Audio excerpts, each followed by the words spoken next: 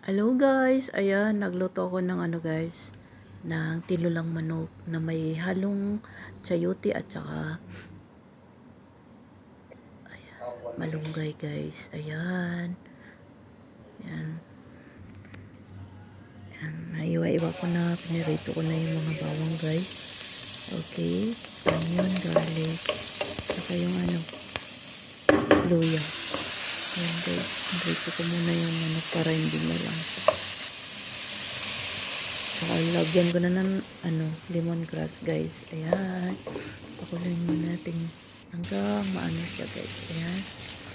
Lagyan ko na ng tubig at saka yung mga malunggay guys. Napakasarap guys. Thank you so much for watching my channel and like and share. Thank you so much po. Kain po tayo.